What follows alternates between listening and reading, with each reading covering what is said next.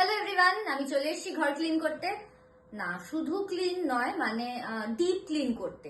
Basically এমন একটা জিনিস আমি নিয়ে এসেছি যেটা দিয়ে ওয়েট অ্যান্ড ড্রাই দু রকম ক্লিনিং হবে। কি করে সম্ভব এটাই তো ভাবছো, আমিও ঠিক এটাই ভাবছিলাম। বাট আমি প্রোডাক্টটা দেখার পর থেকে I am very excited. So let's go see it. এটা হচ্ছে Agaro S wet and dry vacuum cleaner main ইউনিটটা। চলো দেখাই এটার সাথে কি কি এসছে। Firstly most important thing, user manual. এই দেখো, এটা হচ্ছে হোস পাইপ, এটা হচ্ছে extendable tube, floor brush, absorbing brush, multipurpose brush, suction inlet and lastly device nozzle. তো চলো এবার দেখে নিই এটা কিভাবে ইউজ করতে হয়। এটা অন অফ সুইচ।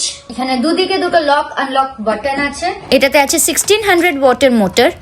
দেখো, এতে সুইভেল হুইলস আছে, যে কারণে মেন ইউনিটটা তুমি যে কোনো ডিরেকশনে নিয়ে যেতে পারো বা যে কোনো ডিরেকশনে ঘোরাতে কোনো রকম সমস্যা হবে না। এই ডাস্ট কন্টেনারের ক্যাপাসিটি হচ্ছে 21 লিটার্স। এটা হচ্ছে 3 লিটার্স ডাস্ট ব্যাগ। তোমরা যদি ভ্যাকুয়াম ক্লিনারটাকে ব্লোয়ার হিসেবে ইউজ করতে চাও তাহলে এই সাকশন ইনলেটটাকে সামনে অ্যাটাচ করবে আর হোস পাইপটা পিছনে অ্যাটাচ করবে এই আউটপুটটায়। আর যদি এটাকে ভ্যাকুয়াম ক্লিনার হিসেবে ইউজ করতে চাও তাহলে সাকশন ইনলেটটা এখানে অ্যাটাচ করবে আর হোস পাইপটা সামনে। যেহেতু কফিটা পড়ে গেছিল, আমি কফিটা এখন ক্লিন করব, সেই কারণে ডাস্ট ব্যাগটা রিমুভ করে রাখলাম। এই স্টেনলেস স্টিল ডাস্ট ব্যারেলটার মধ্যে আমি ডিরেক্ট কফিটা ভ্যাকুয়াম করে নেব। আই হোপ তোমরা সবাই বুঝতে পেরেছো যে জাস্ট এইটা ফ্লোরের ওপর ধরলেই জলগুলো নিজে থেকে ভ্যাকুয়াম হয়ে চলে আসবে। মানে আমি এক্সপেক্টই করিনি এত ভালো কাজ হবে এটা। এবার আমি ড্রাই ক্লিন করে দেখাবো, তাই ডাস্ট ব্যাগটা লাগিয়ে নিলাম। যখন নর্মাল ড্রাই ক্লিন করতে হবে নর্মাল মেঝেতে, তখন এটা যেরকম আছে এইভাবেই ক্লিন করতে পারো।